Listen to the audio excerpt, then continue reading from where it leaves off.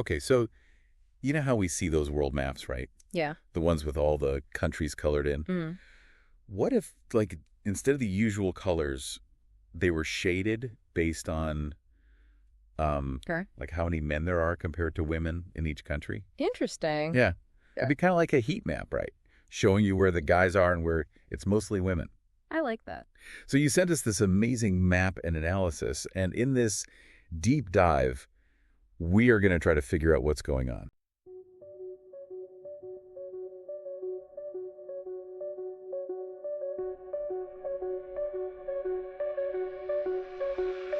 Data on the screen, numbers come alive. Male, female flows where the patterns thrive. Visual charts, public colors unify. Gender decoded, bringing truth to light. Small drum fill.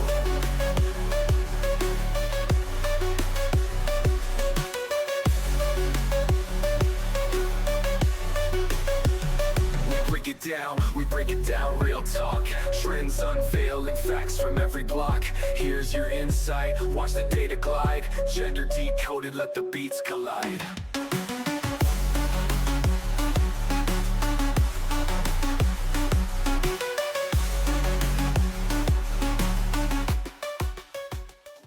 We have this really cool world map that we're going to be referencing. Basically, it uses color to show the balance between men and women in every country around the world. Oh, wow. It's like, a visual snapshot of humanity, really. Yeah. It makes you think. Definitely. So when you glance at this map, one of the first things that jumps out is, the Gulf states. Oh, right. They're like super red, like on fire red, Yeah. which means there are way more men than women there. What's the reason for that? Right. So if we think about the economies of the Gulf states, they're largely fueled by the oil industry, Well, yeah, which that- draws in a massive workforce, and mostly men from other countries. So you end up with these ratios that are like sometimes exceeding 105 men for every 100 women. Wow. 105 to 100. Yeah. That's a big difference. It's a huge difference, yeah. And then that kind of imbalance ends up having this ripple effect, on everything from family structures to social dynamics in the region. It makes you wonder, like, what daily life is even like in those places with that Yeah. kind of difference. But then you look at some other areas like China and India. Hmm. They've also got more men, though not quite as dramatic as the Gulf states. What's going on there? Yeah, so in these places, it's more about cultural factors coming into play. Okay. In many of these societies, for centuries, there's been this deeply ingrained view that sons are more valuable than daughters, and this is often linked to, things like inheritance laws, carrying on the family name. Yeah. And this preference has had a long-lasting impact, influencing family size and sadly even leading to practices that favor boys over girls. Right. It's a really complex issue. It makes you think about how these traditions, they really, really have this long reach, It's fascinating and sad. But then there's this real twist when you look at Eastern Europe and the Baltics. Mm-hmm. The map, it's showing more women there. Now, why is that region sort of going against the global trend? Right, yeah. Well, one way to look at it is through the lens of overall health and well-being. Okay.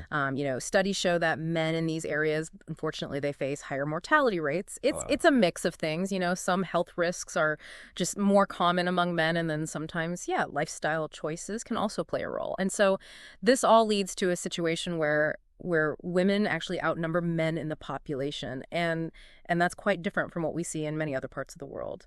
It's amazing, isn't it, how this map just reveals these hidden connections between all these different things like health and cultural ideas. And then there's Greenland.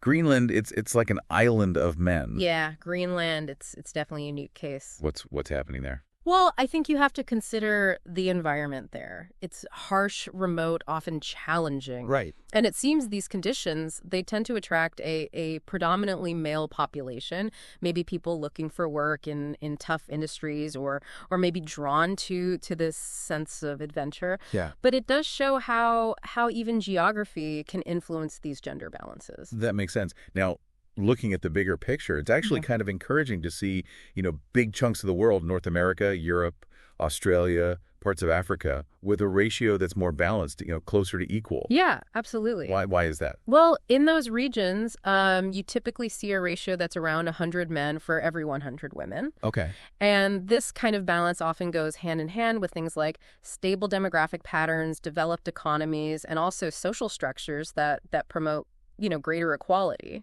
So it's like this map. It's telling us a story about a lot more than just the numbers. It's economics, culture, health, even adventure. So what does this all mean for us? Like, what's the takeaway for the average person listening?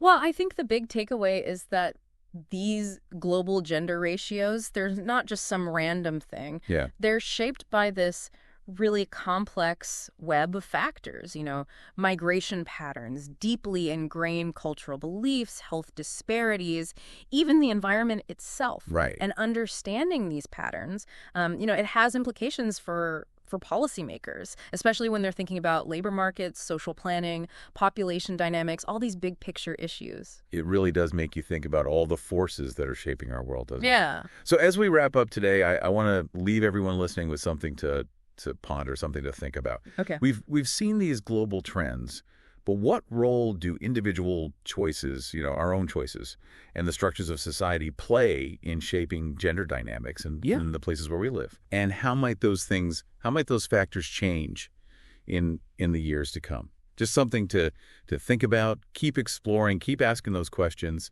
And thanks for joining us on this deep dive. Yeah, thanks for having me.